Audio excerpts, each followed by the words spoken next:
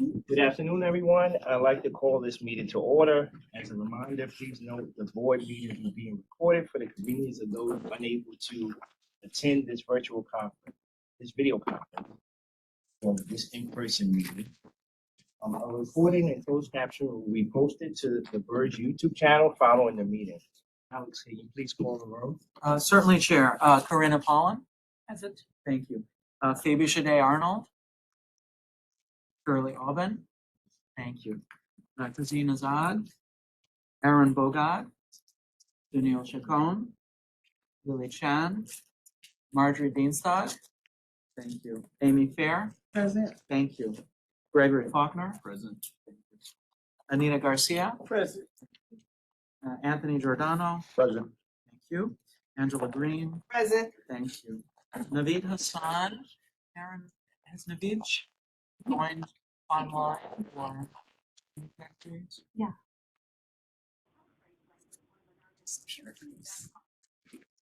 No, I don't see him. Okay. Alice Hall. Present. Thank you. Allison Hirsch. Present on behalf of Controller Lander. Thank you. Michelle Joseph. Present. Thank you. Jessamine Lee. Present. Thank you. John Maderick. Present. Thank you. Donald Nesbitt. Present. Thank you. Alan Ong. Hilary Salas Ramirez. Mahisha Sapp. Present. Thank you. Thomas Shepard. Venus Zisang. Gladys Ward.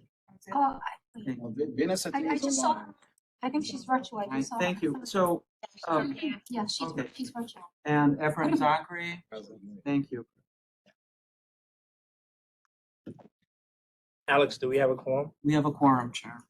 Thank you, Alex.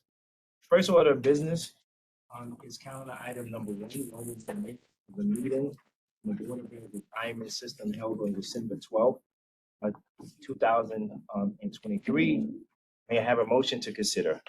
So moved. Second. Motion made by Anthony Giordano, second by Efren Zachary. When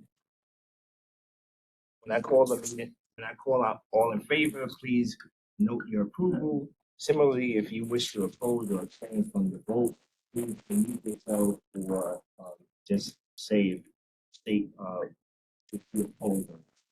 All those in favor of approving the meeting, the December 2023 meeting, please respond in favor. In favor. In favor. Any opposed? Any abstentions? The motion carries. Next up is the Executive Director's update. Sandy, do you have any remarks for it? Yes, thank you, Don. We're evaluating our experience level requirements. We're probably going to be shifting very aggressively towards green hires right out of school that we'll train. This has been a problem in auditing. It's a problem in accounting. So just generally, we're hoping to lift our hiring efforts with that move. I've got some really great news in our staff. We generally don't share news about our staff a lot, but we have 2 very significant events that have happened in the last couple of weeks. Salil Mehta, our acting director of investment strategy, recently completed his final fellowship exam for the Society of Actuaries. He is currently a candidate for the Chartered Enterprise Risk Analyst credential. Salil works very closely with the Office of the Actuary and our external consultants on a proprietary asset liability and cash flow model that he developed. And this is what helps and guides our asset allocation decisions. This is a very significant thing for Salil and our organization. Perhaps more exciting, the National Conference of Public Employee Retirement Systems announced winners of the inaugural Public Pension Communicator of the Year Award yesterday during their 2024 Pension Communication Summit in Washington. Newly created award honors a communication staff person at the public pension who has demonstrated exceptional leadership skills, shown superior innovation and creativity, and created an impact with their communications endeavors in the preceding year. Allison Taylor Thabit, our Deputy Director, Membership Communications for New York City, was awarded this prestigious honor. Her background is in graphic art. She started as a graphic artist at BERS 14 years ago. She prioritizes aesthetically pleasing, understandable, and user-friendly communication. She's a key to our DSF challenges, disabilities. I can't remember what that is, but making everything accessible on our website and all our documents and all our materials. She's committed to fund communications that are relatable and represent the diversity of members. And her 14 years at NYCBERS are hopefully just the beginning. Some opportunities for trustee education. I want to thank people who attended Coriad last week. It was a very good program. The only really recommended program remaining in this fiscal year is the NCBERS ACE, their annual conference and education program. There is the trustee educational program and the nationally accredited fiduciary program being made available during the May 19th to 22nd event. If you have any interest in attending, which I would encourage, please reach out to Karen. There are ultimately later in the year, out of this current fiscal year, in October, there's an NCBERS Public Safety Funding Conference with continuing education, which ties back to the TEDS and NAF programs. And then the Fiduciary Investor Symposium in September at Stanford.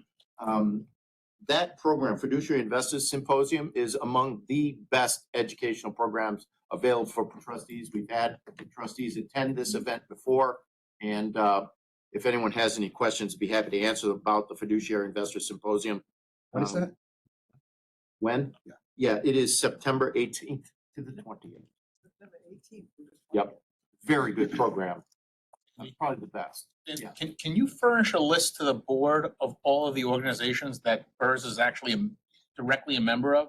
So that, Sure. so in case we see something, we know if we're affiliated or not through. Yeah, I can give you a quick. We are members of NCBERS, NCTRS, and National NYRS, National Investment Retirement Security or Institute, I think it's National Institute Institute for Retirement Security. Retirement Security, that's it. National Institute for Retirement Security.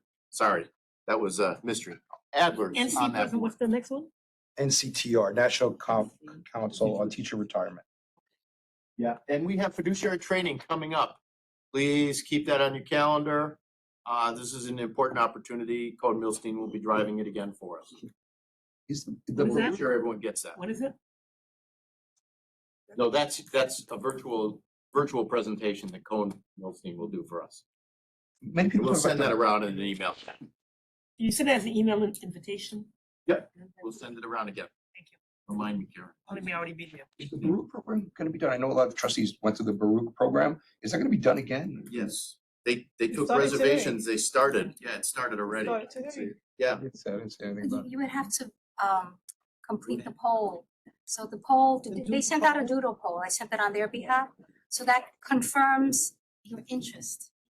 So those that didn't respond to the poll did not get invited. He's still counting. That Yeah, was kind of sorry. weird. Yeah, Sorry about that. Oh, sorry. yeah, no, the poll is expressing and confirming your interest. So if you didn't respond to the poll, they would not send you an invite. But that's it for me. Thank you, Sandy. Sorry, went to fair. Are there any questions for Sandy? Any questions for Sandy? Seeing none, congratulations, Salil, congratulations, Alice. It's good stuff. Next order of business is calendar item number 2 through 17. May I have a motion to consider? Second. Motion made by Kareem, second by Effie. Alex, can you please tell us about the ordinary business of FERS? Of course. These are all the retirements, refunds, and death benefits that have been processed since the last meeting of this board. Thank you, Alex. All those in favor of approving calendar item number 2 through 17, please indicate your approval. In favor, Donald Nestor. In favor? Yes. Any opposed? Any abstentions? Thank you, the motion carries. The next item for this afternoon's meeting is an attorney-client session. Can you please turn up the recording?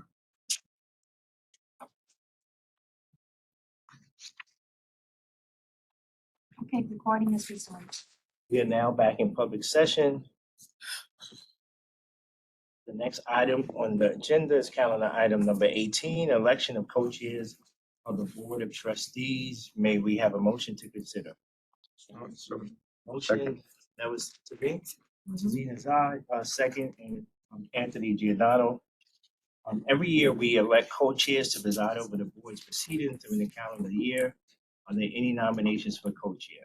Chair Nesbitt, I'd like to nominate you for co-chair. John with nomination, second, Greg Faulkner.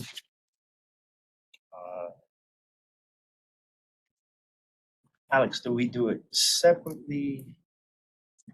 Well, you would Yeah, ask for any other nominations? Ask for any other nominations. If Yeah, you are have they- more than two, then you can take a vote. Are there any other nominations for a co-chair? Question, since we're electing two, can we nominate, or do we have to have a separate election for each one? This is up to you, really, but I think, let's see how many nominations we have. I think it makes Yeah. sense to just open. Tony? Yeah, I would like to nominate Karina, can I ever see your name, Apoyan, as co-chair. Second, Second, nomination made by Tony for Karina Collins, second Greg Faulkner. Any other nomination? Any other nominations? Seeing no other hands. So just ask for a vote on this slate of two candidates. Yes. Let's vote on this.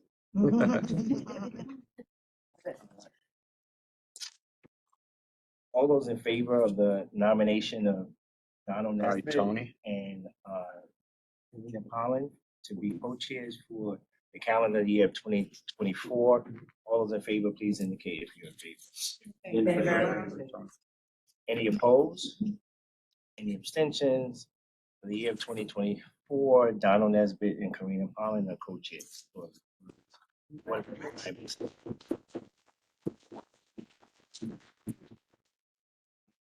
The next calendar item is the election of members of the executive committee. May we have a motion to consider?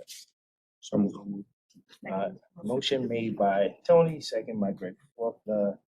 The purpose of the executive committee is to provide oversight of the board's asset strategy and investment guidelines, represent the Board of Trustees at investment meetings held by the Controllers Borough of Asset Management, authorize certain types of investment decisions, authorize certain types of contracts, provide oversight of BERS budget matters, and perform related functions as designated by the entire board.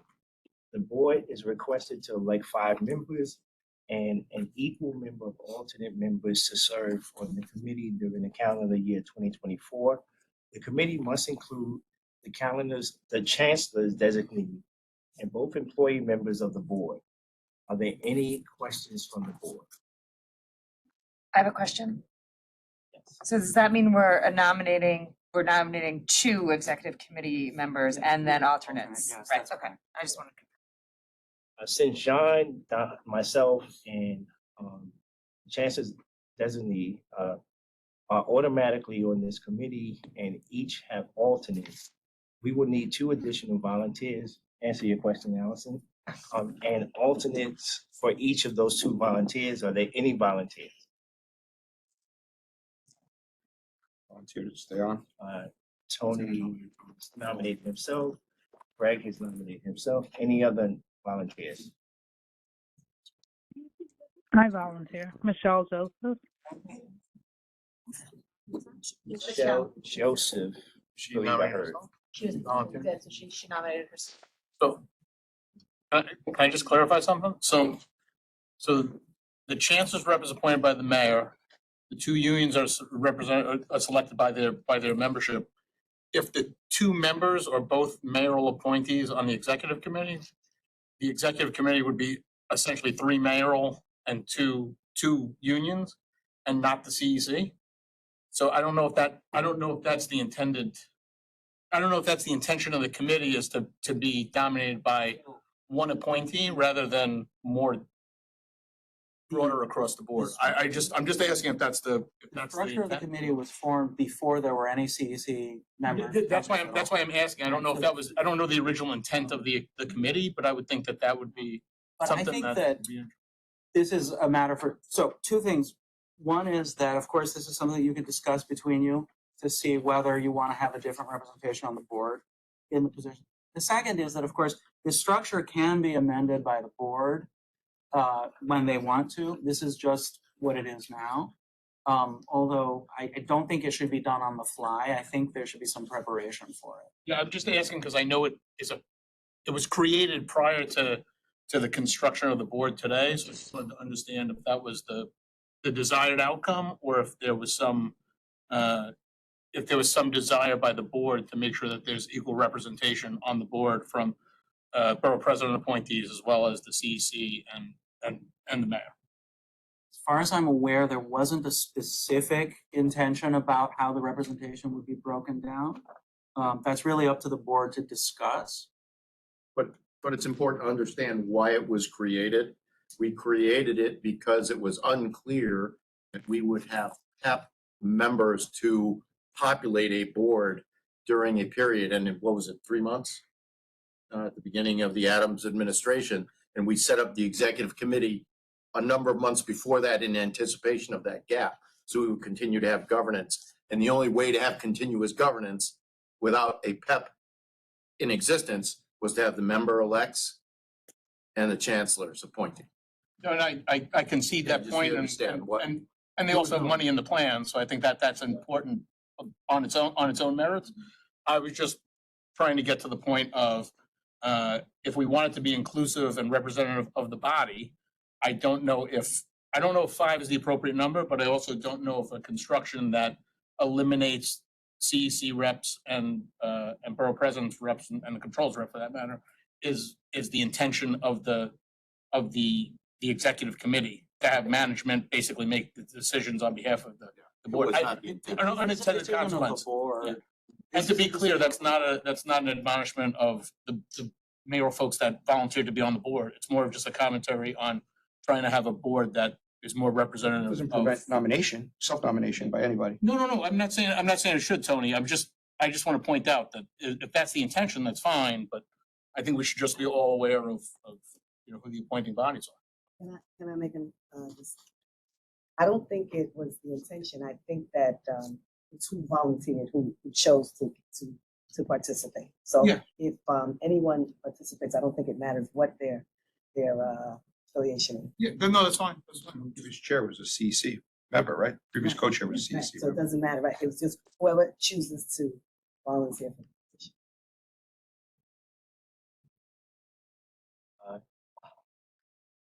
FBI, you want to?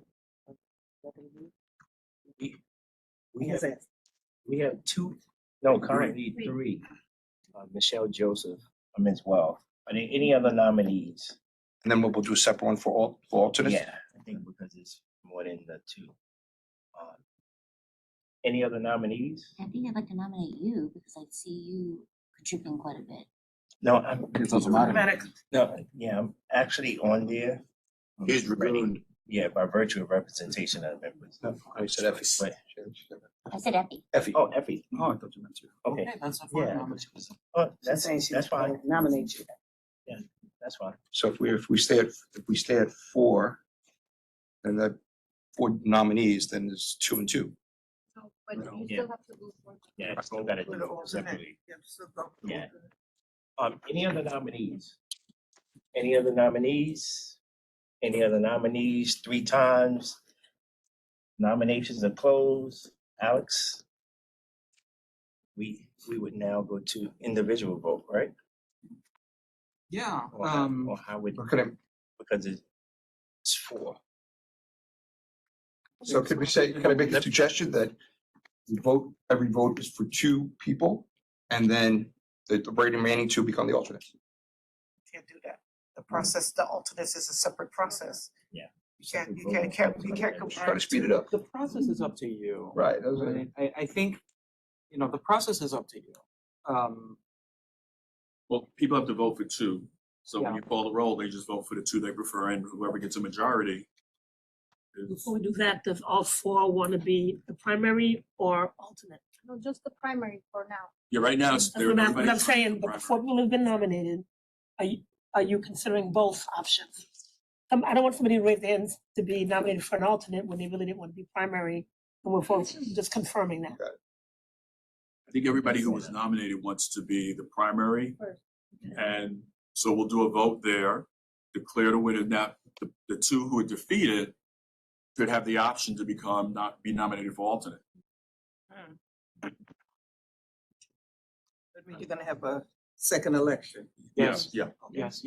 I think that makes sense. And I think that's what we did last year, if I remember. Yeah. You're gonna, So Chair, would you like me to do a roll call vote for each Yes. candidate? Okay, Yes, please. so before you. I go into the vote, I just want to remind any trustees who might be online that remote attendance doesn't give you the right to vote unless you're taking advantage of the extraordinary circumstance provision. I don't have notice of any such cases tonight, so unless I hear otherwise, I'm not taking any remote votes. I'm only asking for votes from trustees in the room.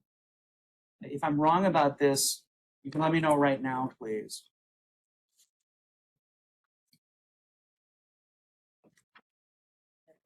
How many trustees are in the room?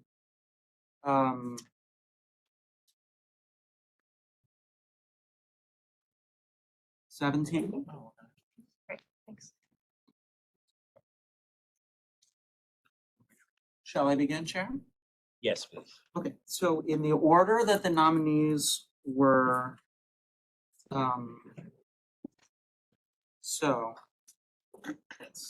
in the order that the nominees were nominated, I've got Anthony Giordano, Gregory Foster, Michelle Joseph, and Efrat Zachary. Do we get to hear from the Yes, well, Chair, would you like to? from new folks? That's a If good you suggestion. would like to, that's fine. Tony was the first nomination. Well, I probably served on the executive committee this last year. I thought I knew, I've been around the New York City pensions for about 25 years, and I thought I knew a little something, but until you get to see how the sausage is made, you didn't really get to see the sausage. So it's been a very interesting learning experience. I don't want to eat sausage either. I might be a vegetarian as well.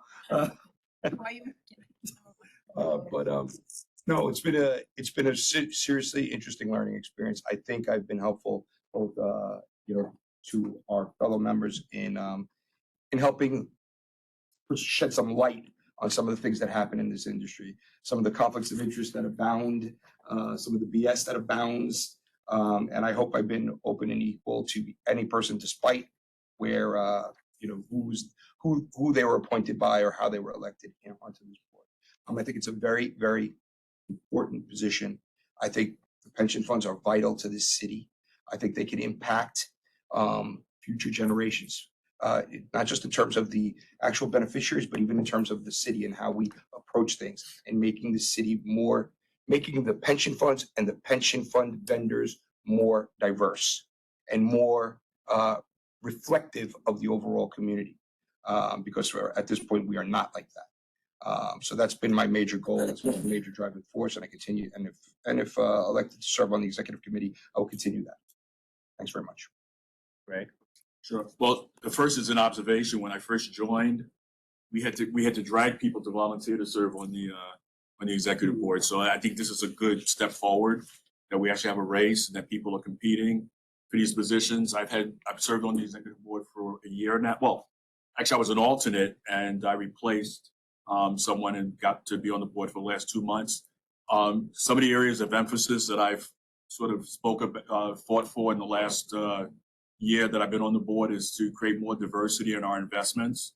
I feel strongly I'd like to continue that we, we represent a membership that is mostly women, mostly minority, but our investment and the opportunities for investment among minority vendors is not being good.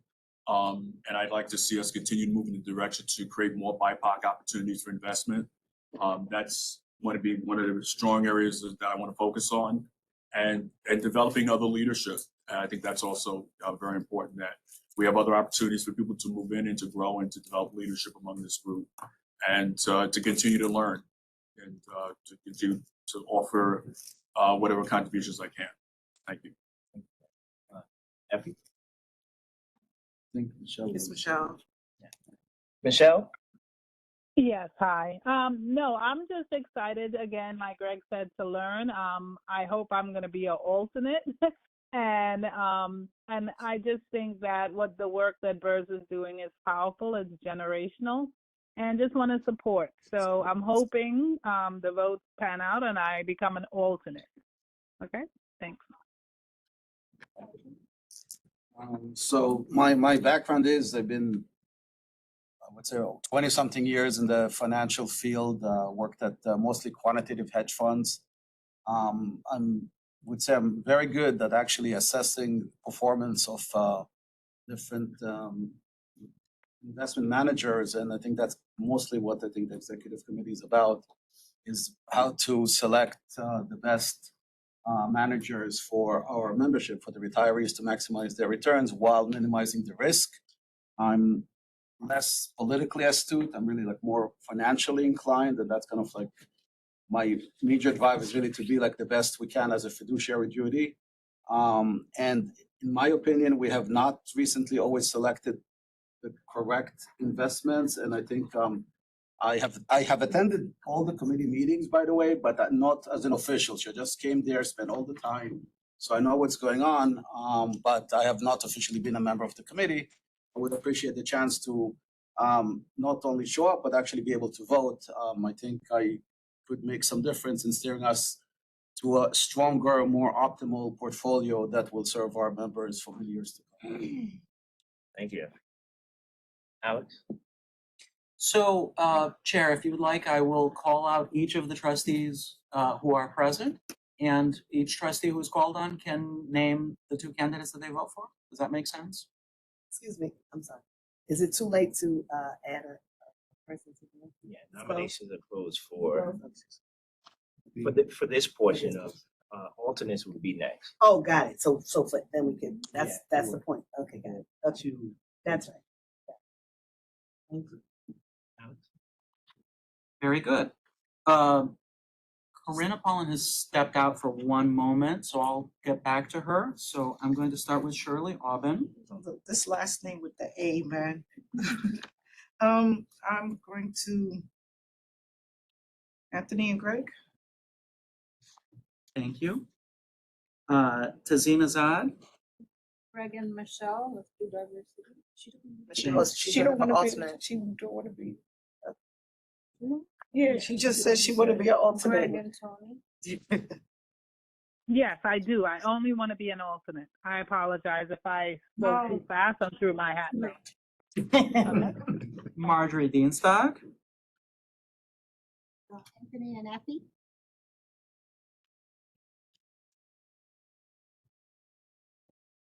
Michelle's not an option. Okay, Amy Fair, please. Gregory Faulkner. Greg and Tony. Anita Garcia. Gregory Faulkner and Tony Giordano. Anthony Giordano. Yes. Gin and tonic. I mean, Greg and Tony.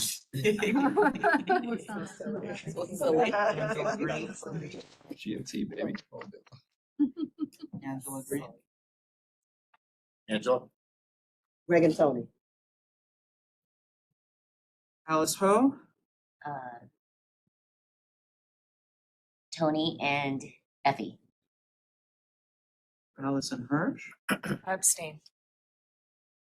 Desmond Lee. I'm also going to abstain. John Maderick. Greg and Tony. Donald Nesbitt. Greg and Tony. Mahisha Sapp. Greg and Tony? Gladys Ward. Greg and Anthony. And let's see, Ephraim Zachary. For myself and Tony, but I'll be more than happy to be an alternate.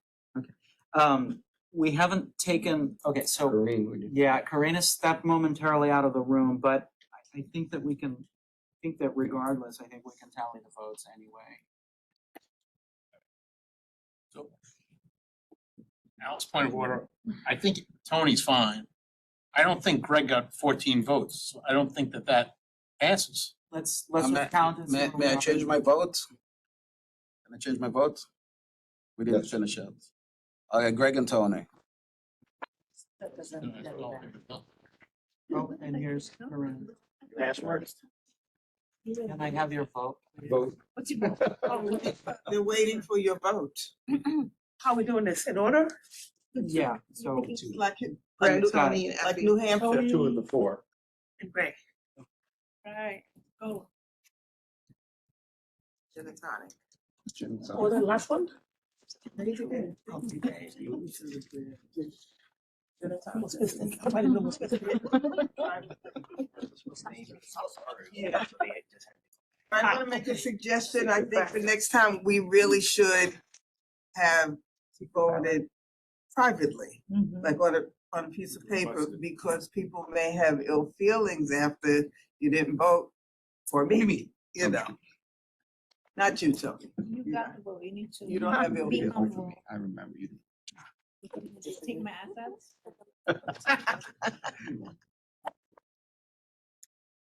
I'm gonna mute for anyway, so. So are you suggesting on a secret ballot? vote? Yes, anonymous ballot. Next time, yes. Anonymous voting.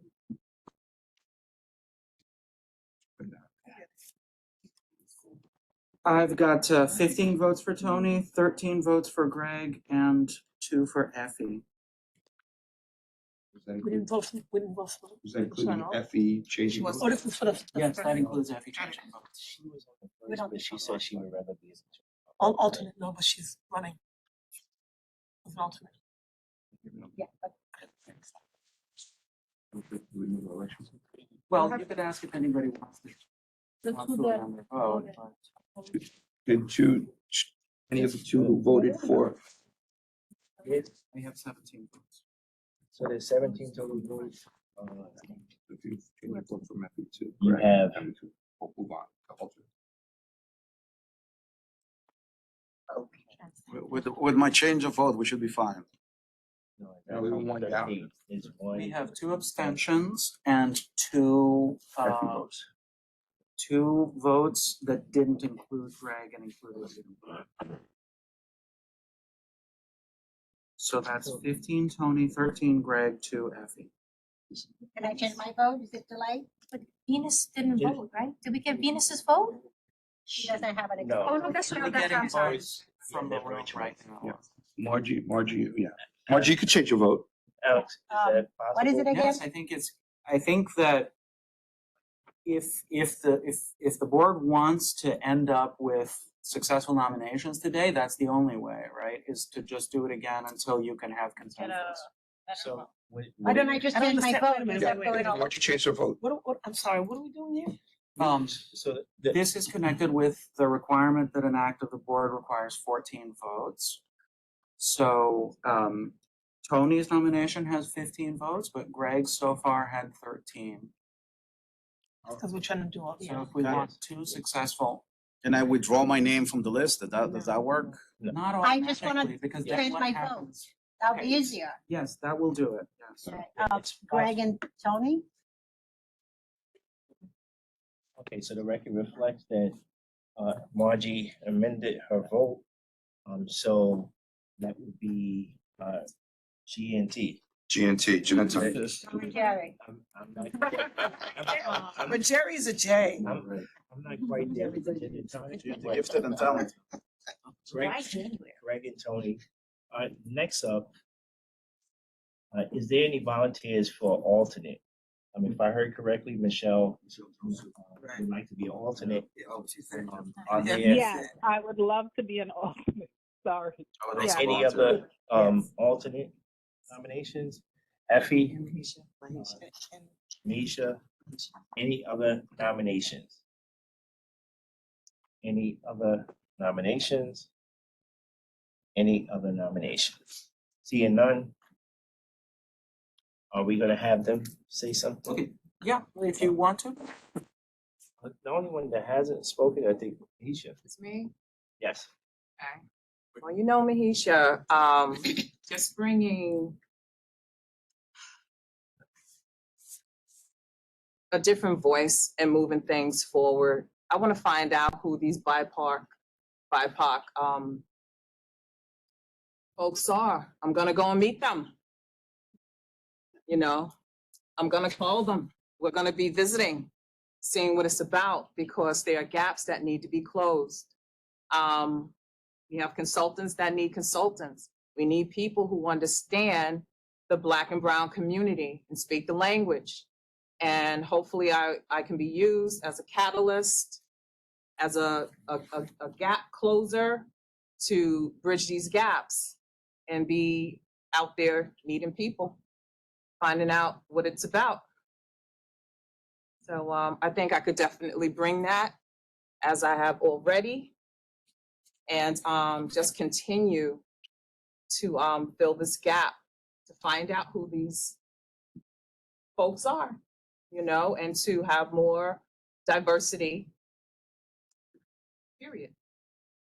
We're the people, and hopefully to also be able to create the appropriate pipelines that can reflect the needs of Black and brown people and how people show up differently historically. Thank you. Alex, you want to call the roll Certainly. on this one? The nominations are closed, so we. Missing. Nominees. Michelle Joseph, Efren Zachary, and Maisha Sapp. Oh, okay. So Michelle. Did we hear from Michelle? and Effie, we heard from Michelle earlier. wanted to be, Okay. Yeah. That's when she said she wanted to be an alternate. Right. Yeah.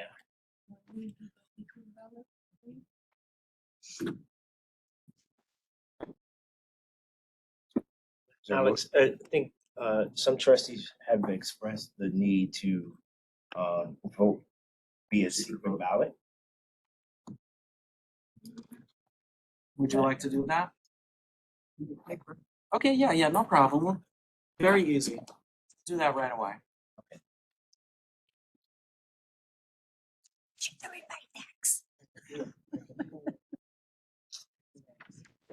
Take a break. I would ask anything. Is there some type of, there's no way we can do like a quick I electronic know, poll? that's why I wish We should go poll. We don't have that set up right now. Do you mean? Okay. I Little think, but I tech also would say that anything we do is subject to records preservation and so forth. So I think that. Oh, so doing this is best. Yeah. You already hurt my feelings. You already hurt my feelings. 117, and then we have two more committees. There.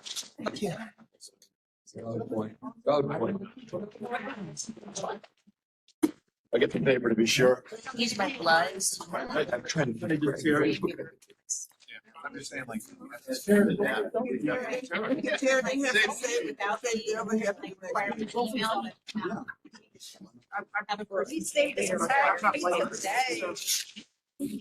No, I don't care. Put their name down, right? Don't sign your names on it. Alex? 5-minute break. Alex? Recess. No, I think we said so after the vote. We have to identify ourselves for Alex. Does everyone have a pen or writing? Oh, we have to identify ourselves. Stylist for this. Yeah, but Alex. for No, yeah, Alex. he should know for record keeping. Yeah, for record keeping, right? That's I'm fine. good here. Pass them down. Thank you, sorry. Do we have to write our names or just?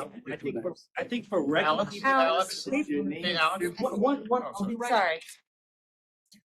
Yeah, I don't know that we can vote secretly in a public meeting. Festival asshole. They don't have. I actually don't think. That's right. Because we'll know. I think the only way that you know. Yeah, so if everybody got that, your name should still be on this as it's gonna go into, for purposes of record keeping. Plus also, if there's no labor vote, then it doesn't move forward. So the only way that Alex could know that is if our names are on it. Can I ask another point of order, though? Are we allowed to vote secret ballot in a public meeting? We're in public session right now. We will read the results, we will read the results openly. I don't think there's any reason the vote can't be secret, but we will read the results and I will also retain the ballot. With our appointing authorities want to know how we voted, Um, various constituencies. Yeah, you would think that that would be isn't that the purpose of the OML?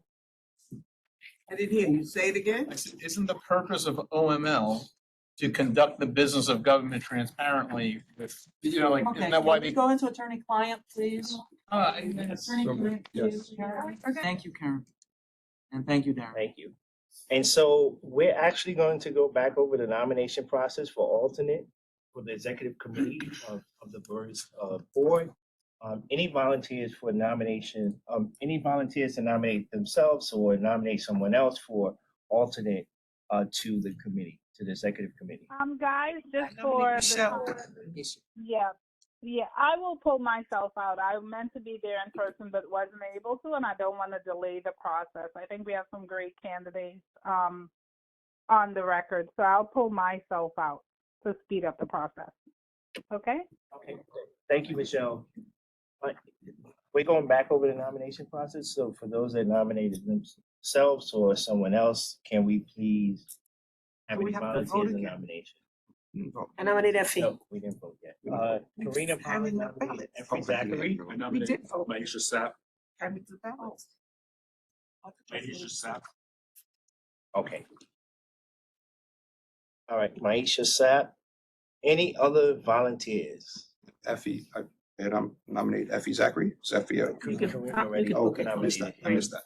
All right, any other volunteers? I was gonna nominate Michelle, because we technically voted, because we already voted. We have to change our votes if she's out of the. You're able to do so. That's fine. I didn't know we voted already. Did we vote? No, The secret some ballot. people gave. Some people already gave in their Secret their ballot, yeah. ballot, yeah. I'm gonna nominate Michelle Joseph. She just withdrew. Okay, that's I'm nominating, she. That's fine. She get nominate herself, so I'm nominating Michelle Joseph. All right, She just withdrew. She withdrew. She just withdrew. So we have to just do the vote over. She's withdrawing herself. There's two people. Michelle, you've been nominated. Do you accept or no? Sure.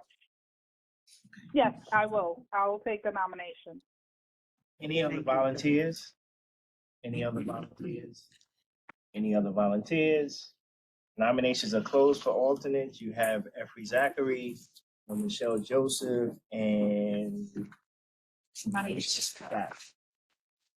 for all of those who have already submitted their vote, your vote is there. For those who have not, please submit your vote to Alex so we can count Name on, these. Sorry, name on the Chair, to ballot add and then the something, two people you choose. If anybody didn't put their name on the ballot, I'm gonna ask you for your name. And what the public. You can. Yeah. Even for workers' purposes, you can't destroy the ballots. This is a public meeting, so it's only allowed, yeah. I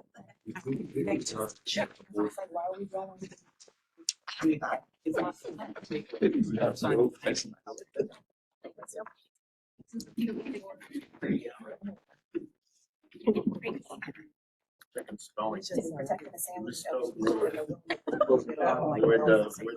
Maisha. I just can't pronounce it.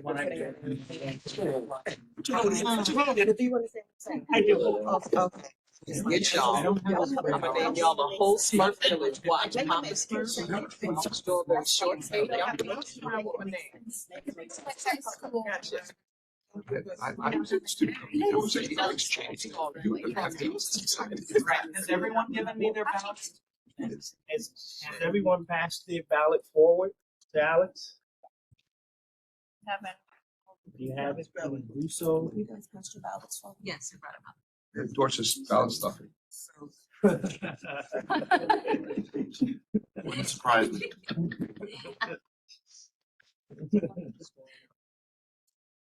Okay, Chair, would you like me to read the ballots out? Yes. So, okay, so actually, they're not in order, of course, so I'll read them when I've got them. Right, yeah. If I read them and you can record it. No, I thought we would read them in order once they're all done. Okay. Yeah. That's, okay, very good, thank you. People stop listening. Why you gotta be, I'll find you, ain't it? Just.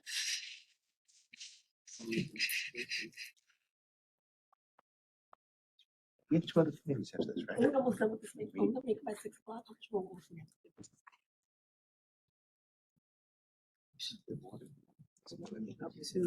Do you have a hard stop? 5, we do. Two of the committees to vote.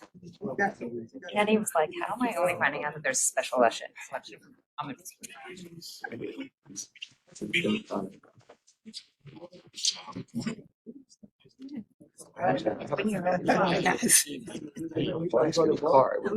The memory came up. That's all.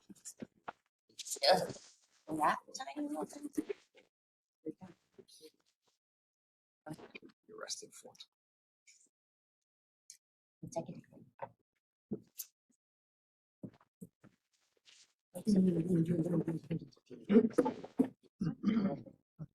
Can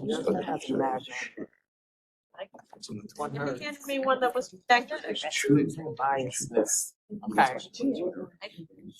See, mine is magnetic. I'm happy to trade. And is yours magnetic or is it a pin? She has a magnet. Is yours magnetic? I mean, Let me see. I think you're likely to be an alternate here. I got a pin. What you got there? There you go, you can have that.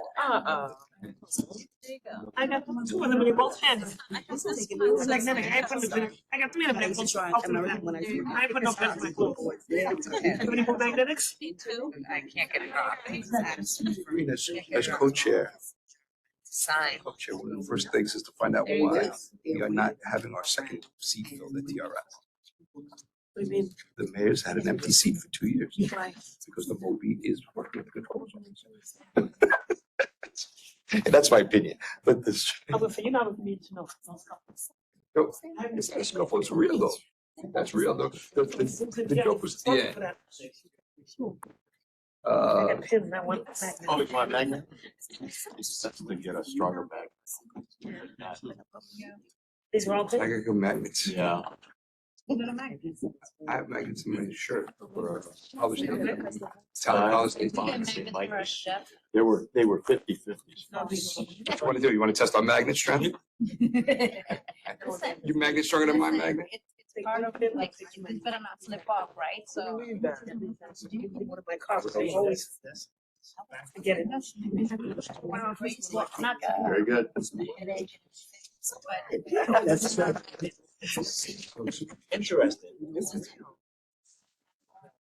Took it 3 times and. Is it in their bylaws?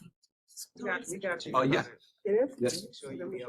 No, it should have been for a while. I've been talking Has somebody raised it at the meeting? It was supposed to happen a while ago. And it never happened because of, We gotta They tried. agenda before. yep. It went out yesterday. My hand is so to walk the dog. And it was really cold.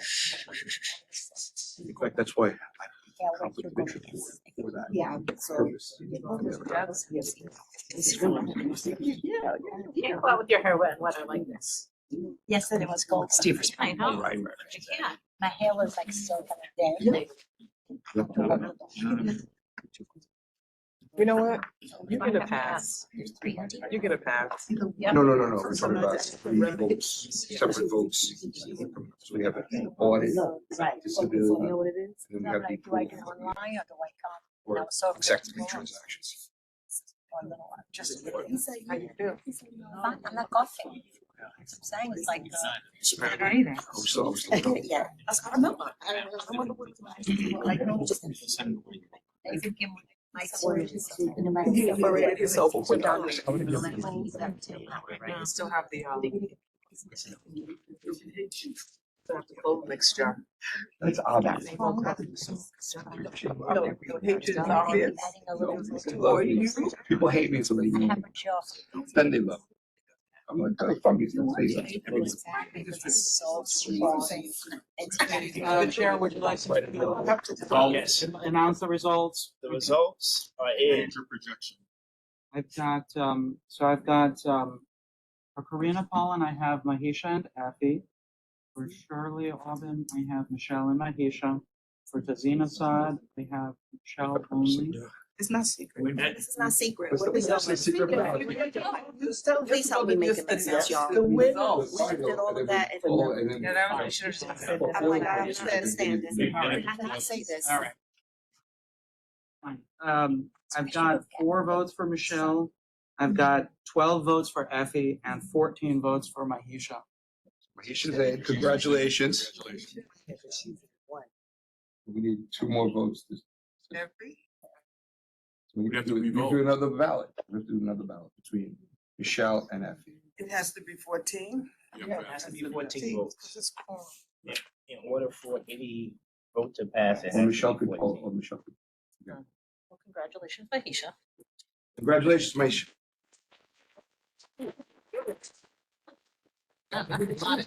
Hour. Walking these streets. You what? Come on. Since mine was announced, switch mine to Epic. So you got 13. So there you go. Okay, so We need someone who voted, who didn't vote for Effie to switch their vote to Effie. Tazeen, Us Tazeen. two, us two. So Shirley and Tazeen, is that right? Okay. Congratulations, Effie.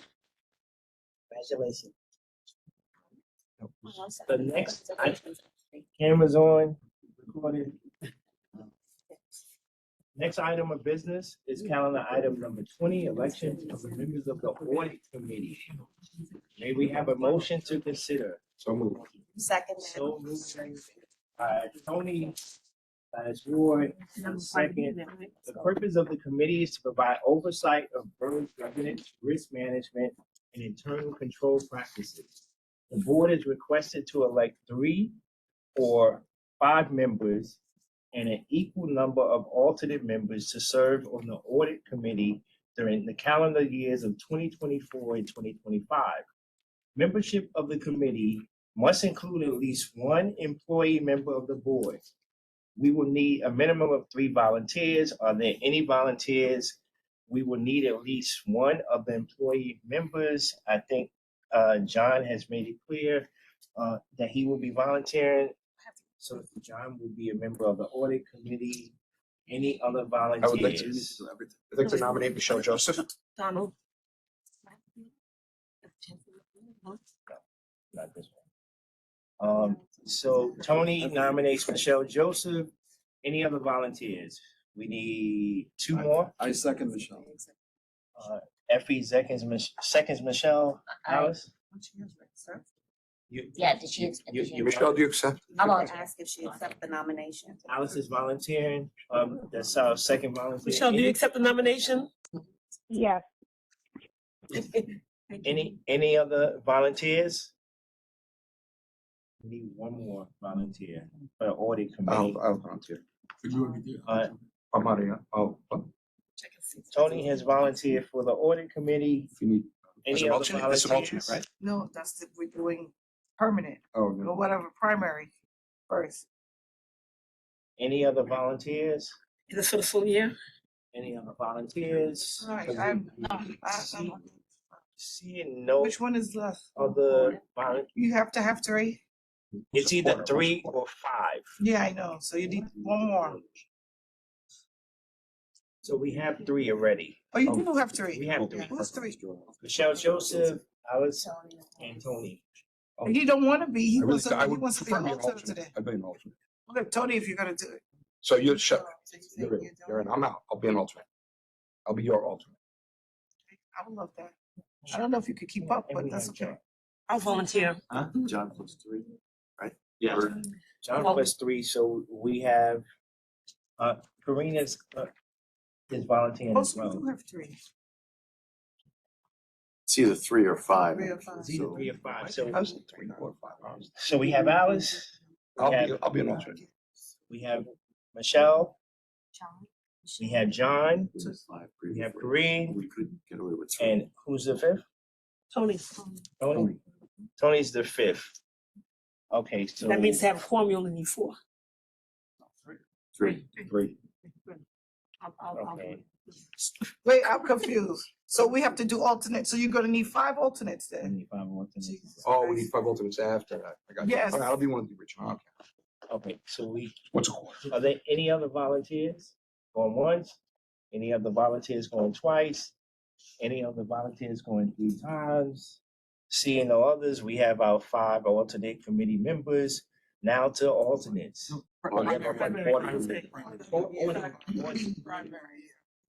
Audit committee. Can you announce them, please? The 5 are John Matteridge, Tony Giordano, Alice Ho, Karina Pollen, and Michelle Joseph. Can we have a vote for this slate? Because I think a vote, Okay. granted that the number of candidates is equal to the number of positions, but I think the board should still vote. So I move that the 5 candidates be elected by acclamation.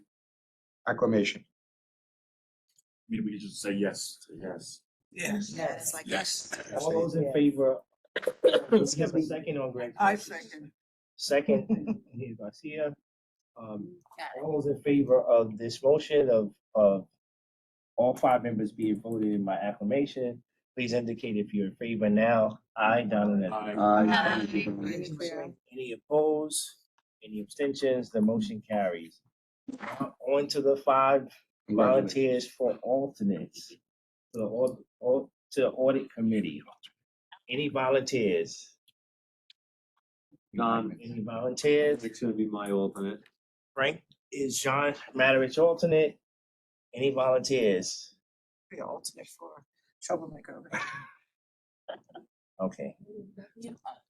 I'm sorry, was that a?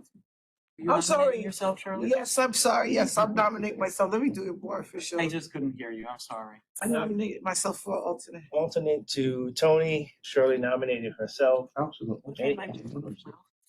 Normally they should be. Let's see if we They get don't 5. have to be. Yeah, whenever you. I could just add it to the list. Officers. Yeah. Okay. So Karina has indicated that her backup would be someone from the chancellor's office. Yes, so John has Frank, you have Sean, Sean and and Corinne Corinne has Sarita, so so we really only need 2 alternates. Let's read it One for for now. Tony Yeah, and leave it one to for read it for now. Alex. Shirley's my alternate. With So census. Shirley's the alternate. Any volunteers One more. for Alice? What How many are we missing? One, Just just one. one, just one Alternate for volunteer, Alex. alternate for Alex. One more. Any volunteers? Aisha, About, Marjorie, I nominate Marjorie. Why not? Jessamine, I don't have the time. Marjorie Doesn't. You don't need an alternate. As long Doesn't as she's good. accept. Effie, Effie, Here. Effie, you want to be an alternate for Alice? Yes. They get the best snacks. Is there Nobody else wants to do this? I don't know how many hours it entails, and It's during the quarterly hours. meeting, quarterly meeting. It's like an hour every 3 months. Oh, that's great. Well, you guys just call Alice if she answers, then you don't have. And if Alice comes, then you're not going to go. The alternates don't have to. Hey, look at that. Boom, That's boom. good, good. Okay. Just call her in the morning. Are you I okay? changed my alternate. I changed my alternate. I had the best of the thing. Are there any others? Is there any others? Cause I got the best. Are there any others? See no others. Raise you Let's go forward. to a vote. Acclamation, I move for acclamation on the 5 Do we have a alternates. second? Second. Greg's motion? Second. Second, Anita. All those in favor of supporting the motion to vote for the alternate backup of the audit committee? Please indicate if you're in favor now. Favor. Any opposed? Any abstentions? The motion carries. Next item of business on the agenda is calendar item number 21, election of the members of the Disability Committee. May I have a motion to consider? Good, Schroeder. Greg with the motion, we have a second. Effie Zachary with the second. The Disability Committee meets as required to review applications for disability retirement. The committee then makes recommendations regarding these applications to the full Board of Trustees. There are 5 members of the Disability Committee, including the Chancellor's designee, and both employee members. As with the Executive Committee, since John, Donald, and myself, and the Chancellor and Karina Pollen are automatically on this committee, and each have alternates, we will need 2 additional volunteers and an alternate for those 2 volunteers. Are there any volunteers? I'm volunteer unless somebody else. Greg Greg volunteers. I nominate Margie Deanston. So the meeting's gonna be Disability. held before 2 p.m.? They started at 2 today. No, Yeah. today was audit. We're doing Tomorrow's- Tomorrow, Disability. it's from 10 to 12. 10 to 12 I can make, but I cannot make anything later than that. Okay, but they have to cancel board. Yeah, I mean, do you want to? It doesn't meet that often, maybe 4 times a year. Yeah, I've done it, Gonna do it? Disability. Okay, so I can withdraw. Okay, so we have nomination for Marjorie, and Shirley is nominated 2. Are there any other volunteers for the primary member on a disability committee? Any other volunteers? Any other volunteers? Seeing no other volunteers, we have Shirley and Marjorie. Let's go to a vote. I move for Acclamation. acclamation. of that slate. Secretary casts 1 vote. Ray is moving for a vote of those 2 by I acclamation. second the motion. Second by Effrey. All those in favor of Greg's motion indicate if you're in favor. Aye. Any opposed? Any abstentions? The motion carries. Now in the Disability Committee, those two primary members will need alternate backups. Are there any volunteers for alternate? That's me. And Greg, are there any other volunteers? Any other volunteers? Yeah, you already have. You volunteering also? No, I'm already. Making sure that she has a backup. She has one. Any other volunteers? Any other volunteers? Seeing all the volunteers, let's go to a vote on this. I know who's that.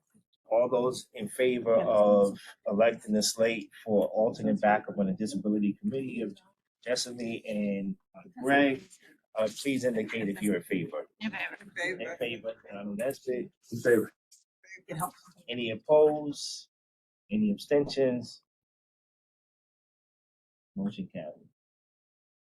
Authorization to the Executive Committee to approve certain transactions. May we have a motion to consider? So moved. So moved, Effrey Zachary, second, Alice. Sandy, can you please tell us about this resolution? So the executive committee was formed, I indicated earlier, in anticipation of a gap in governance. And we wanted to make sure we always had a continuous governing structure, which meant making sure member elected and chancellor reps were available to the executive committee, and then added additional representatives. This proposal affirms the obligations and authorities in the executive committee.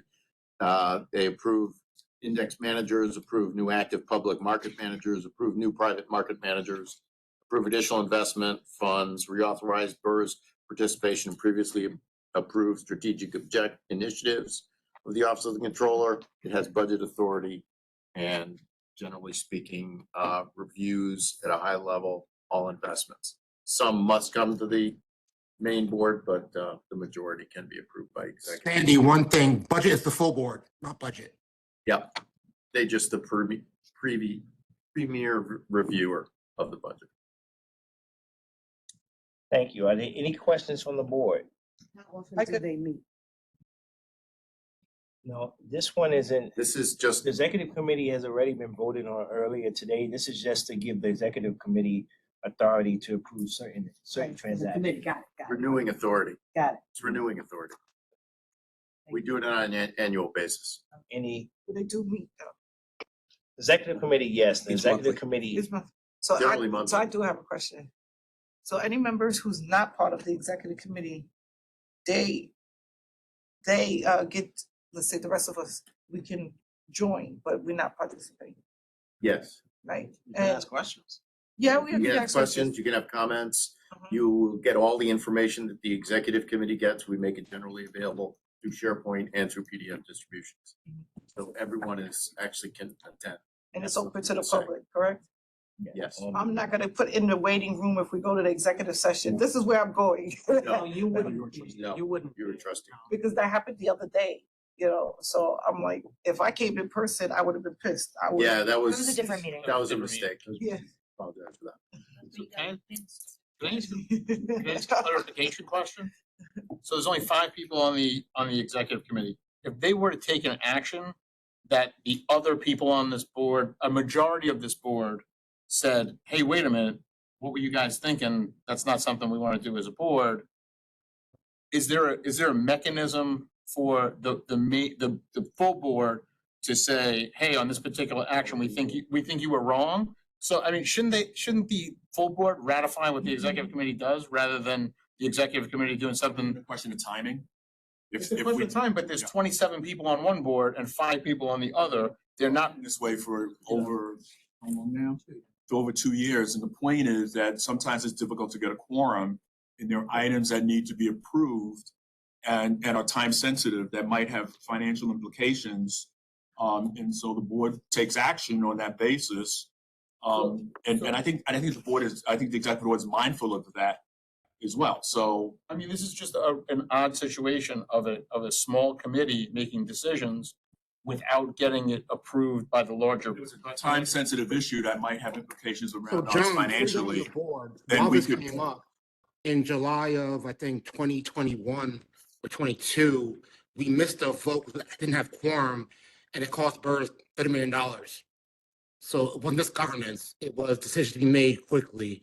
Sometimes you can't get a quorum. So that That make us liable to be considered to be poor fiduciaries. I understand that, but every decision of every board goes back to the main board, even if it's after the fact. Well, so that's not accurate with the controllers fund of funds, emerging market fund of funds, those decisions don't come back to the full No, board. sorry, yes, they do. If the executive, No, they if, don't. I've wait, been on the board a year. I haven't not been part of any of but those. that's a different issue. If for TRS, for instance, the vote to invest in the fund to fund. We don't select the By the managers. investment committee and gets ratified by the full board. We don't select the That's point. managers. No, that's different. Yeah, That's not what we're but you're saying. not selecting But that's You're similar, suggesting similar conversation. it's not the No, same not thing. the same It's thing. actually not Apples the and same thing oranges. at all. So these are delegable authorities that Yeah. the greater board can adjust the authorities of the executive committee. This is the structure of the executive committee we've operated on since the problems we developed. And this was the answer. One other We can benefit. adjust the authority. Yeah, people have the ability to not vote for it, right? Correct. Yeah, That's- he I was mean, just that's- asking a I mean, question. that's- Just asking a question. I'm not. That's ultimately, yeah, I'm just saying, that's ultimately, Reasonable question. And I think we're mindful in the sense that if there's something that can be deferred to the full board and it's not time sensitive, in my experience, we've deferred it to the full board. And, And it's open meeting. yeah. Everyone's there. And there's never been any objection to that when we've done that. One other benefit not noted so far is that we also handle some of the overflow contracting items. And so that's something that saves time for the full board to have to build consensus, and it would actually just compound your own meetings. So just want to mention that was one other thing that the Well, executive. but that's a different problem. If this board can't come up with consensus, then should we be doing it? Then that's a different question. Again, if we can't have consensus of a 27-person board, then why is a 5-person board making every decision? Like that actually hurts the argument, in my opinion, because if they're sensitive enough that we can't come together as 27 people and make a decision, that doesn't make sense that a small subset of this board is making that ultimate decision on our behalf. that's what's being voted Yeah. on right now, Yeah, right? yeah, that's the question. So I'm if just the asking board the is question. comfortable with I'm not- that, they'll vote Yeah. to approve this, and if they're not, then they'll. Propose an amendment, John. No, I'm just trying to understand the parameters of what What we're doing. Parameters that we've operated under for the last 2 years that have been successful.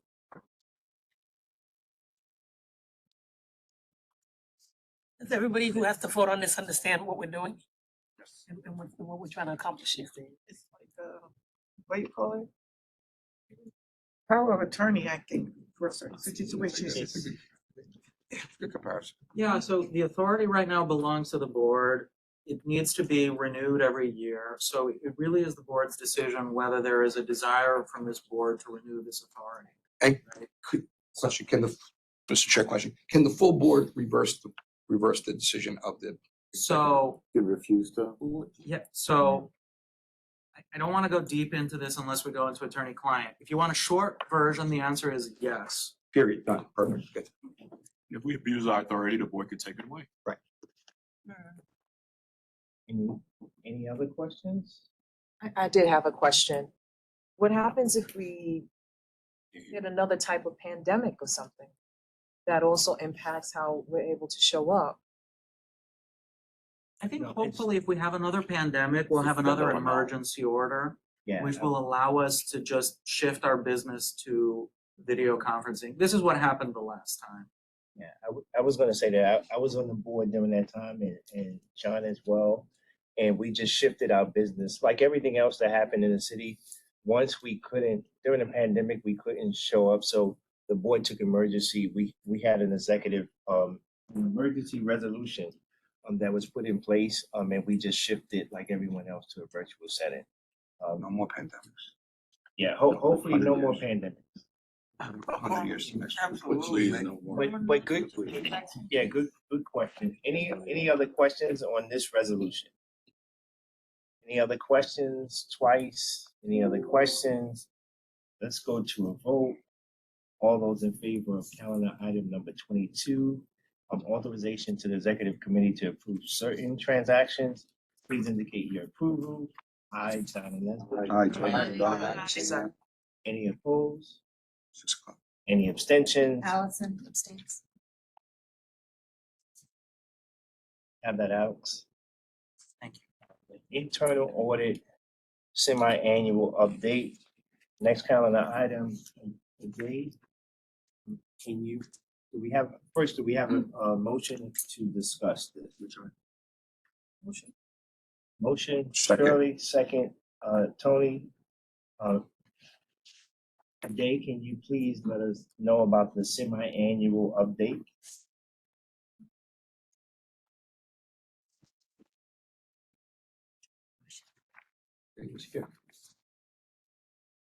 Today? Day, can you hear us? We can't hear you.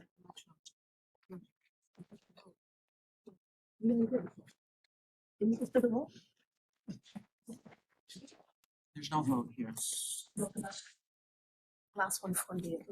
It's passed. Yes, that's what she's asking. Passed with one abstention. Perfect. I think you. That's a good question. Hello? Oh, hi, we can hear you now. You can hear me? Good. Can you see my screen? Yes. Yes. Awesome. Okay. So good evening, everyone. Today, I'm just going to be presenting a high-level overview of internal audit activities in 2023. And then I'm going to end with the results of the 2023 risk assessment. I'm going to keep this straight to the point and brief. I know we're running late on time here.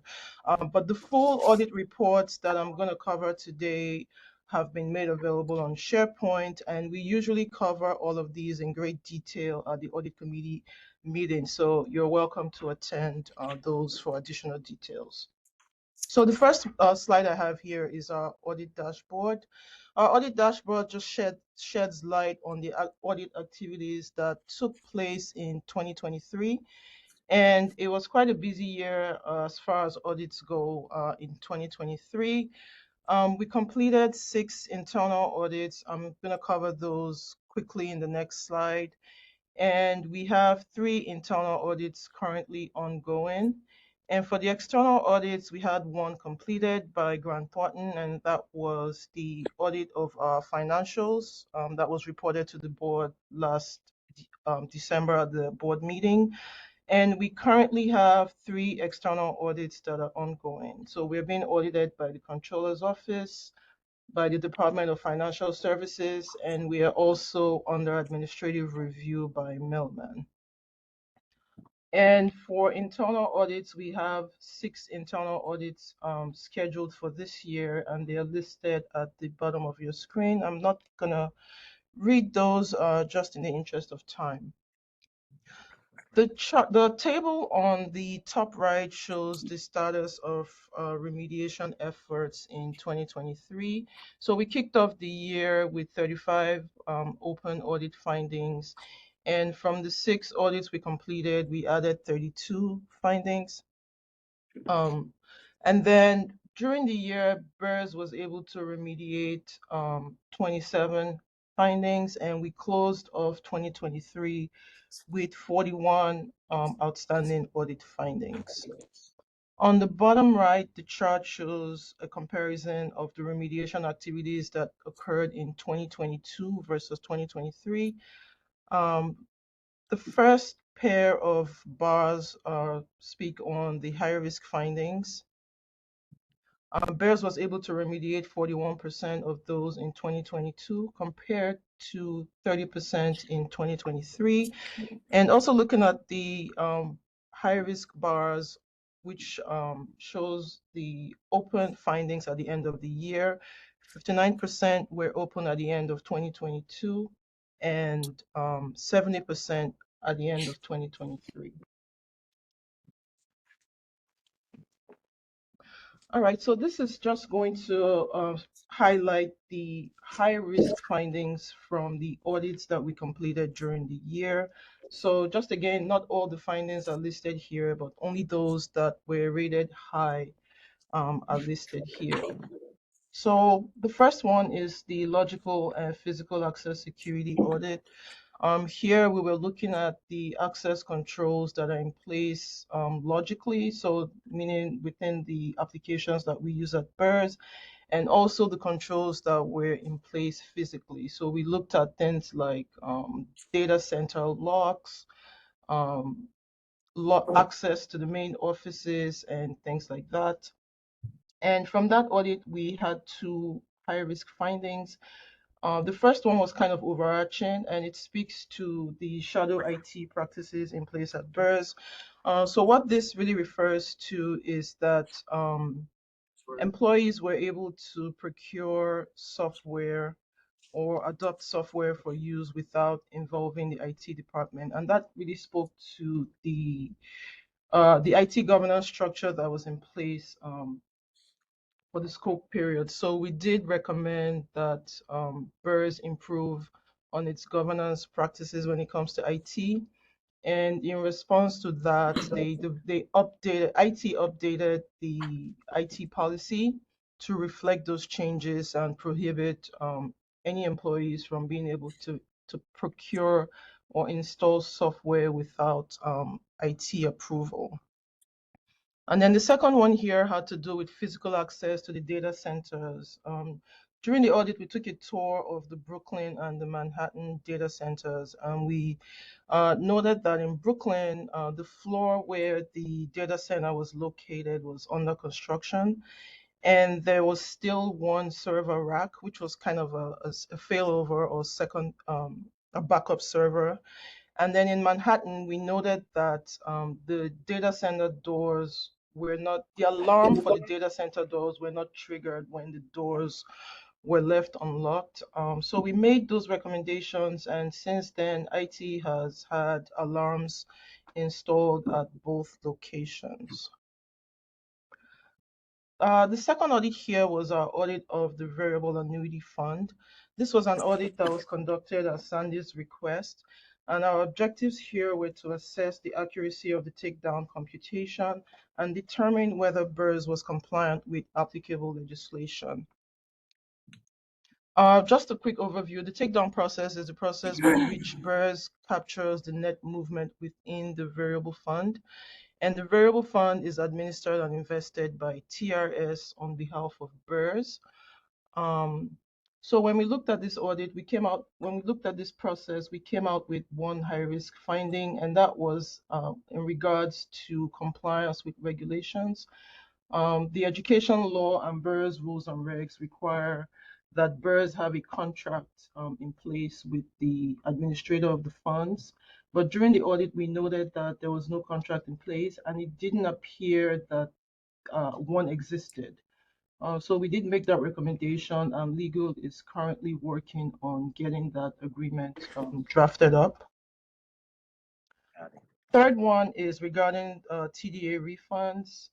We looked at this process because we considered it high risk based on the dollar value that gets processed as well as the volume of transactions.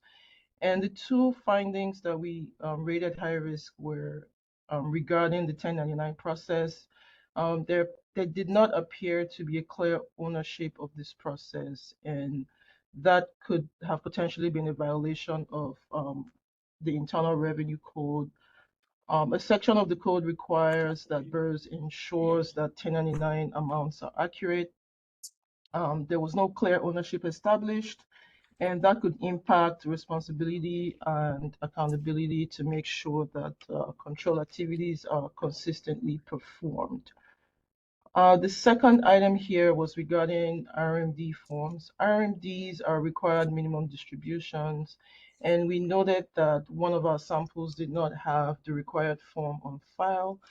The reason for this is that BERS is able to process these distributions because they are required by the IRC, the Internal Revenue Code.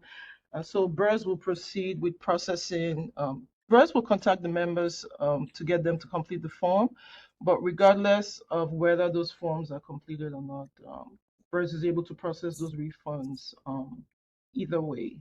And so we did recommend that BERS makes every effort to have the forms completed. And not only that, those efforts should be documented so that, BERS is able to demonstrate due diligence.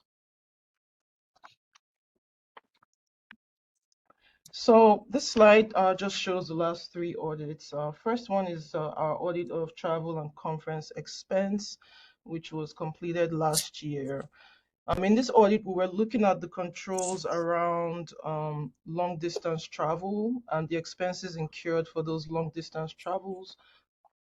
We noted 4 high risk items here.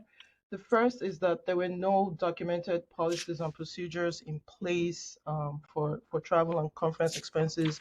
Although BERS historically relied on Directive 6, there were still gray areas because BERS is not required to follow Directive 6. And Directive 6 does recommend that agencies draft their own policies. There's been a lag in implementing this because a new department was being set up to handle this process, and the director was actually hired in the middle of last year and is currently working on drafting those policies and procedures. We also noted that some expenses that were disallowed by Directive 6 were reimbursed. We know that some issues with long distance travel pre-approvals where employees weren't getting those approvals ahead of the expense being incurred. And then lastly, we noted that employees were able to take more trips within a fiscal year than was allowed by Directive 6. And we had instances where long distance travel were excessive in some cases.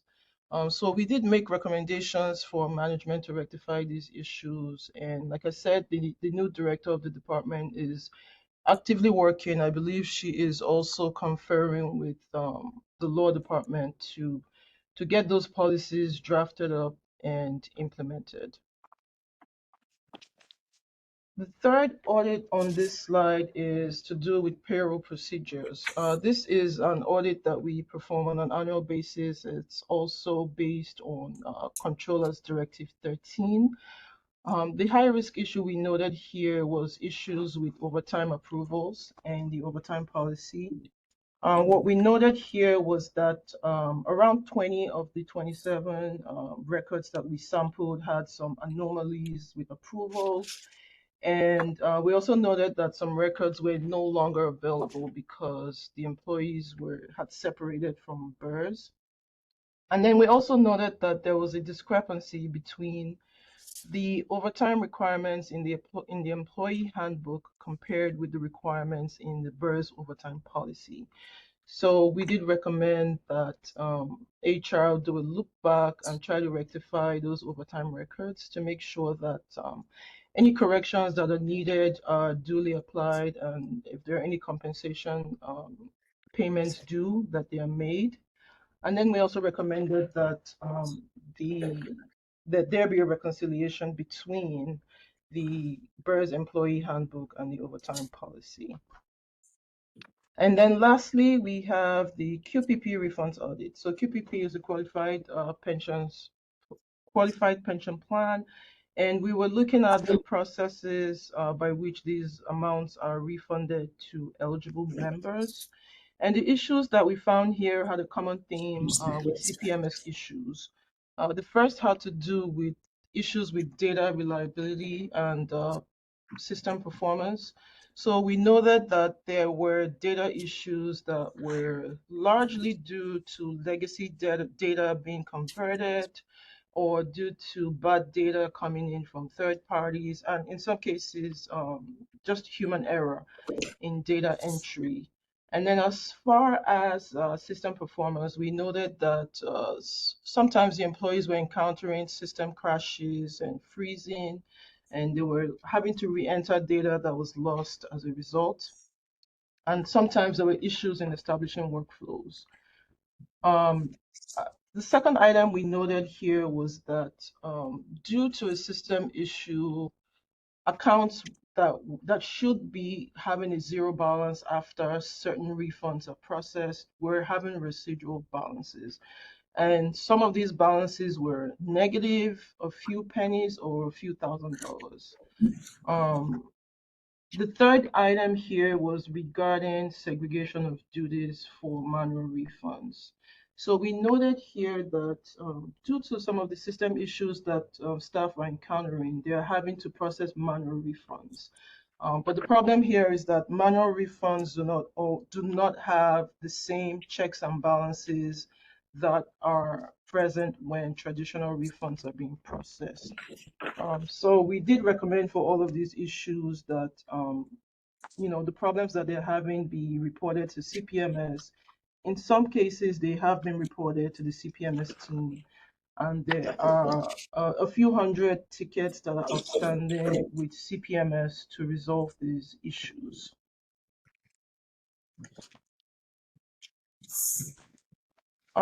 So this is the last slide today. This is just a very quick rundown of the risk assessment results.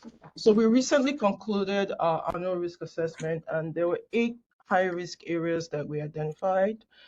Our risk assessment process usually involves a review of the key processes at BERS. So we identify the known risks, emerging risks, and we assess them and we rate them based on the inherent risk, absent internal controls. We also then consider the organizational objectives and the impact that these risks will have on achieving those objectives. Some of the areas that we will usually consider in our risk assessment are operational risks, reputational risks, financial risk, human resources, and the risk of fraud exposure. So at the end of the process, and based on the high risk areas that we identify, we will then come up with the internal audit plan. So the list of audits that we showed in the first slide, those audits were selected based on the results of the risk assessment. So these are the 8 areas that we identified: cybersecurity, human capital, systems and data integrity, governance and oversight, member experience, investments, disbursements and benefits payments, and compliance. And a majority of these areas are directly tied to BERS's goals and objectives. And so we want to make sure that that these areas are top of mind for management as they carry out their day-to-day. I'll be happy to take any questions. That's everything I had for the board today. Thank you, Dave. Are there any questions for Dave? Any questions? Suzanne? So I have a few for the audit results for tax deferred annuity refund audit. Is there a timeline when this remediation will be completed? I know it says ongoing, but is there a timeline for it? Yes. So what management ended up deciding was that as far as number one, issues with ownership of 1099, management ultimately decided that the responsibility was shared among multiple departments, and that it didn't the benefits of adding an additional control point was outweighed by the cost. And so management decided that when issues arise, they will be handled on a case by case basis. So as far as a timeline, I would say yes and no. It just depends on when issues arise. So that's why we have it noted as ongoing. So it's something that they will periodically look at depending on how the processes are going. Thank you for that. Do I continue? Okay. Yes. Yes. Go ahead. And then, so the next one I have on is in the travel and conference expense audit. So in the meantime, till June 2024, when the target date is reached, what will happen in the meantime? Will any sort of will any cases in the meantime be uploaded retroactively, or are we going to start from 2024 as far as logging them?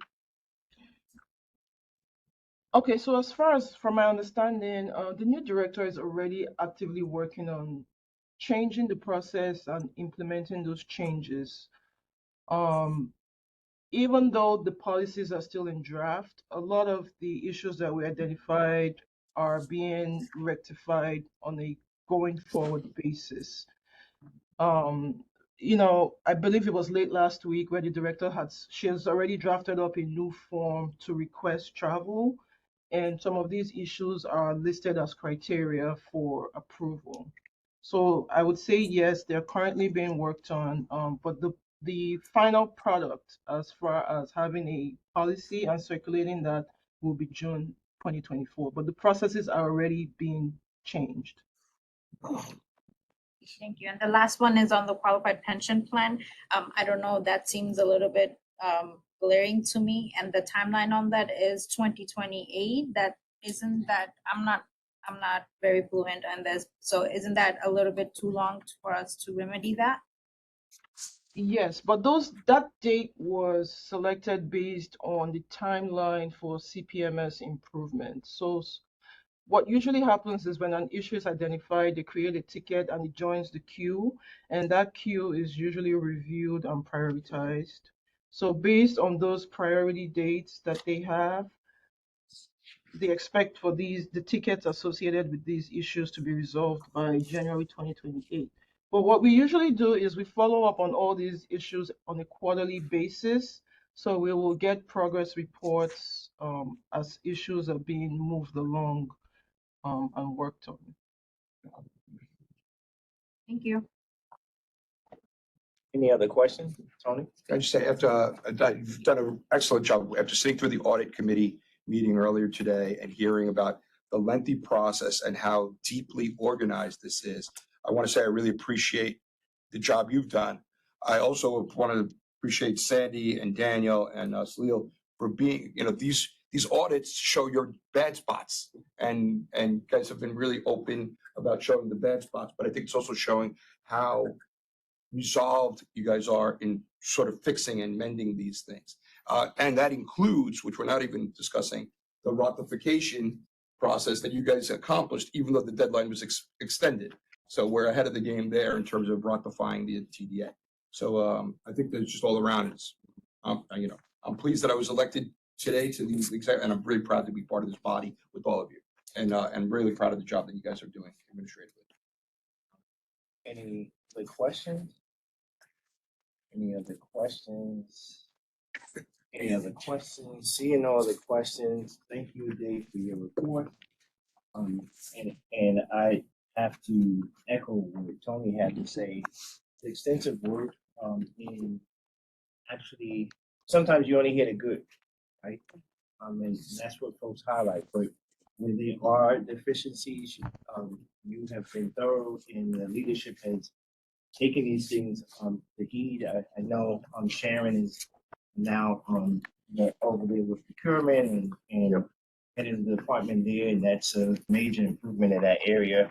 And I gotta say, even me, myself, and looking for reimbursement back to my local for, attending a conference, I was like, oh my God, I need all of this, right?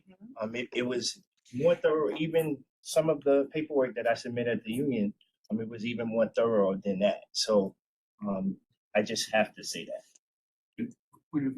You know, based on what was said, I know at the audit committee meeting today, this kind of came up that all this good stuff that's happening and the work that's being done needs to be brought out to the public, because otherwise what stands are articles. We recently saw an article in Trains, and we've seen articles written that really suggest that we are not competent and that we're not doing a good job and that we're somehow failing in our fiduciary responsibilities. I'd love to hear the controller respond to that, as to why this board is being targeted as not fulfilling its responsibilities. But nevertheless, what I'd like to suggest, so actually require, is that the director and the new our new leadership, our two co-chairs, actually draft a response to those two articles, because I think that what, you know, we're sitting here, we know the great things that are happening, but if it's not being put out there, that what is allowed to stand is the implication that somehow this board is not fulfilling its responsibility.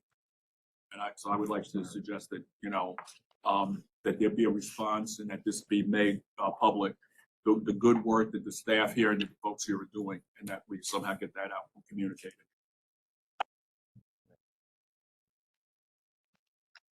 Yes. Any other comments?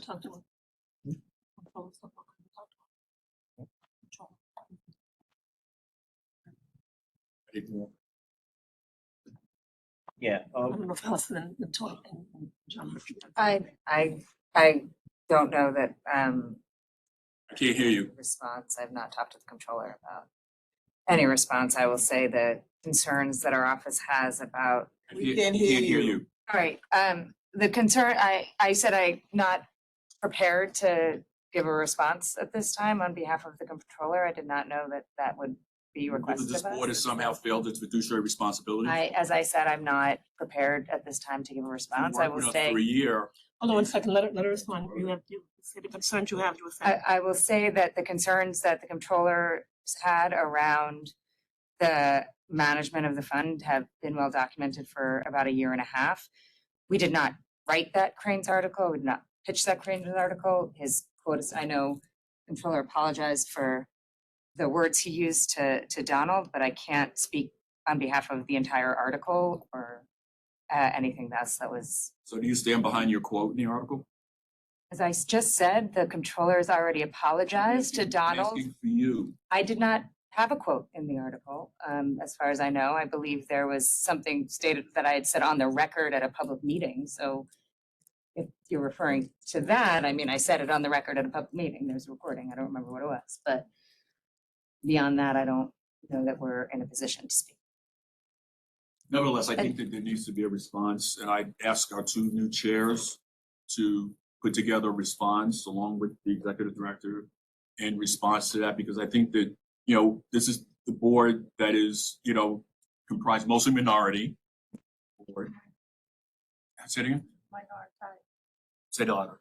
Minority. Okay. Okay, you're right, okay. And thank you. And that there needs to be some kind of a response to this, and we can't allow these things to stand. Well, I've inaccuracies as well. Yeah, thank you, Greg. To what Allison was actually saying about the conversation with the controller, just full transparency with the board. When these articles were dropped, I expressed my feelings directly to the controller himself. And as some of you actually reached out to me and said, hey, we feel like there may be some discrimination here. And so I expressed that directly to the controller. He apologized. On the comments itself, I think that it should go, I expressed to him that I thought that it should go a little bit deeper in a conversation with us as board members, because a lot of people really didn't feel good about this and some of the work that we're actually doing. So just so the board knows, as the co-chair of the board, directly that was the conversation. And as Allison said, I'm not too sure that a conversation is going to happen at the board, but that's something that we can follow up with. Can I just, can I just say one thing? Because the timing couldn't actually be worse, but I was already packing up because I have to leave to go pick up my daughter from her play practice. So I'm gonna try to log in to continue virtually, but I don't want anyone to think that I'm leaving out of, discomfort. I actually have to, the timing is just lousy. Okay, so I just want to apologize and I will try to log in. It's not letting me. Continue talking, so I just don't want you to feel. Sorry, Greg? We might continue talking though. No, please. And this is just something that we can actually follow up, Karine and myself, in making sure that people actually feel like the work that we're doing is not in vain. We outperform all the other systems. We don't hear those same conversations around police and fire. We're performing financially. We do the best. We're close to 100% funded. We hit all the bars, but yet we're the one that's being seen as, what are words like rogue, or we're somehow not doing what we're supposed to be doing. And I think that's unfair. And, we're all volunteers, and I think it's unfair to put us into that kind of position and then put it out in the public in the way that it was done was really unfair and uncalled for. I will add to that. I will say this. I think Allison just mentioned that there's documented concerns that from the controller's office they have with birth. I've not seen that, so we should start with that. I do agree, and I've raised this with Sandy and Donald, that we have to tell our own story. The narrative can't be dictated by somebody who was on the board 3 years ago, and it does beg the response. But even bigger than that is we have to be more proactive in communicating from a marketing and communication standpoint and telling our story. We can't keep reacting to bad press. Whether it's right or wrong, it's still out in the stratosphere, so I do agree that we should address it. But further beyond that, we should be having a marketing communication plan that narrates our story in the facts as they are.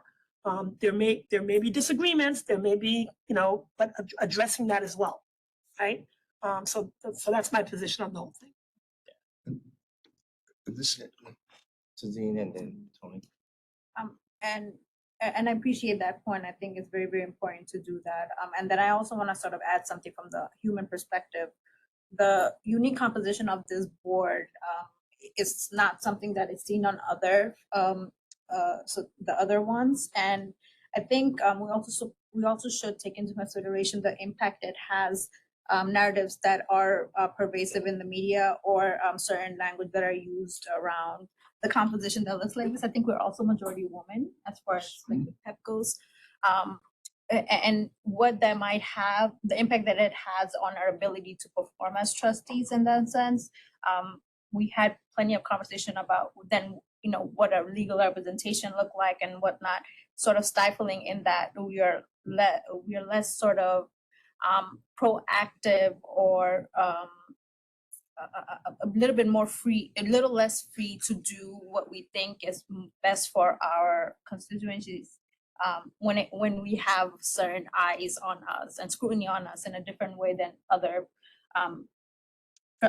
trustees have. And so beyond sort of what we see on paper and then what we see on numbers, there are human beings in here that want to perform really well. And we're trying to, I think, do it a little bit more nuanced in a unique way, where we're coming from a perspective of folks that are uniquely ingrained in the communities, and we sort of are cultivating or collecting a lot of personal information from the people on the ground, and we do diligent by that.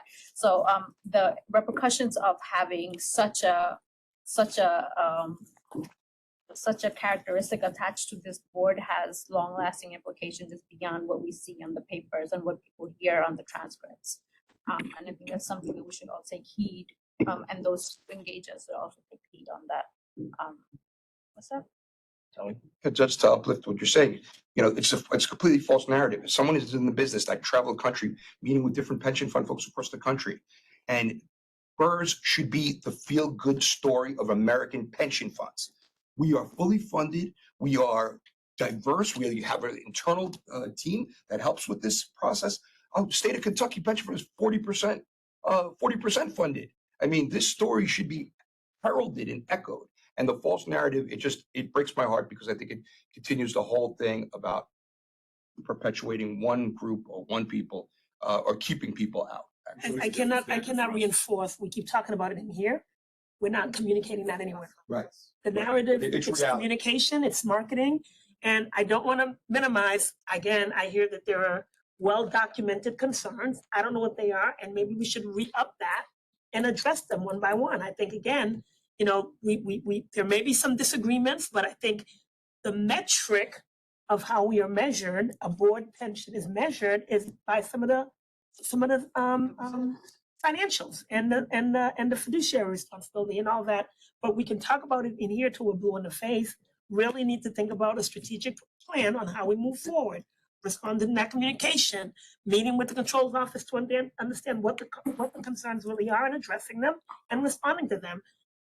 Communicating and creating a marketing strategy that communicates who we are, what we do, and for the membership. Because I got to tell you, as a BERS member, when I saw that article, if I wasn't on the board and had access to anyone to pick up the phone and call, I would be concerned, right?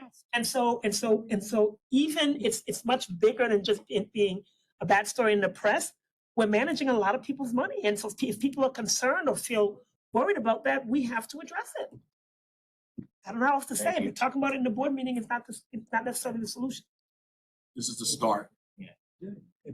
If there's nothing else on this, let's go to the final calendar item.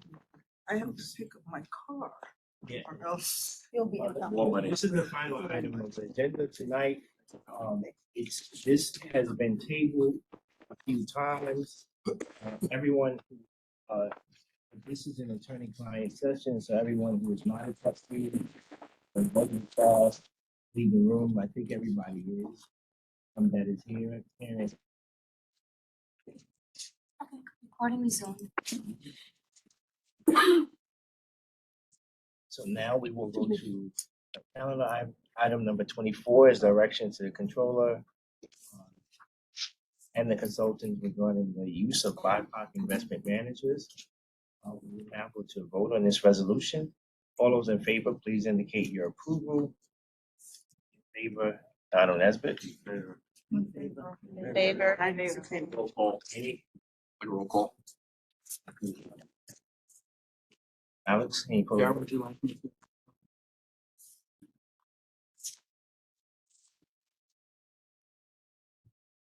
Corinna Pollan, In favor.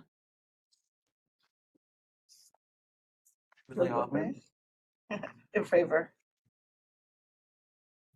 Lizzie Nazad. Marjorie has left. Amy Fair, In favor. Greg Faulkner. Yes.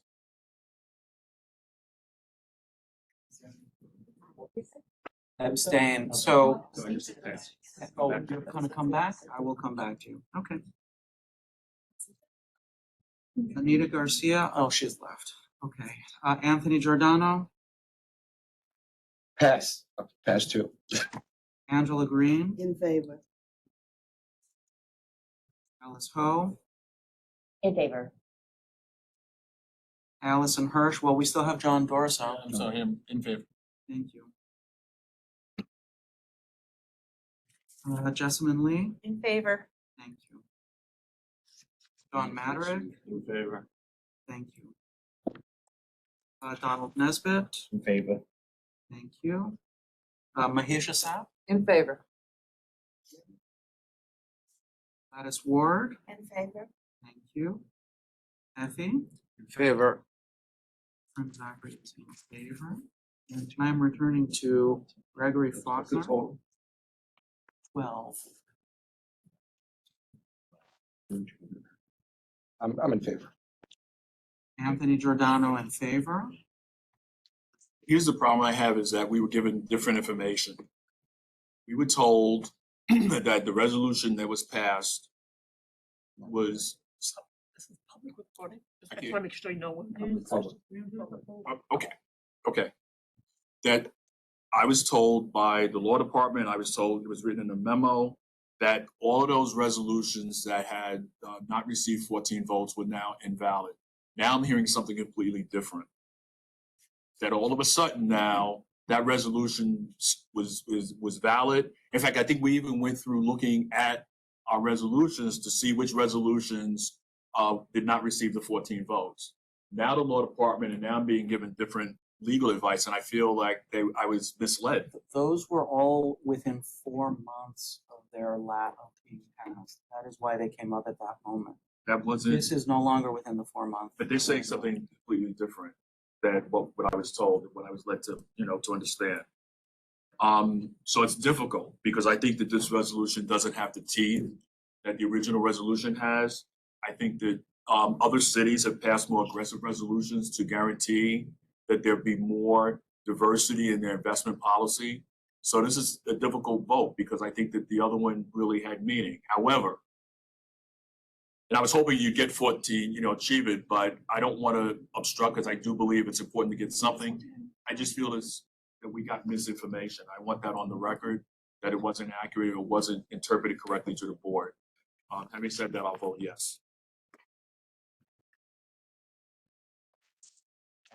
The motion carries. The motion carries unanimously. Thank you, Chair. Okay, now this concludes the agenda for this meeting. Our next meeting is February 13th at 4 p.m. Motion to adjourn? Yes. We have a motion to adjourn. Second. Endorse it. Motion to adjourn. Have a second. Second. All those in favor of adjourning the meeting, please. Aye. indicate.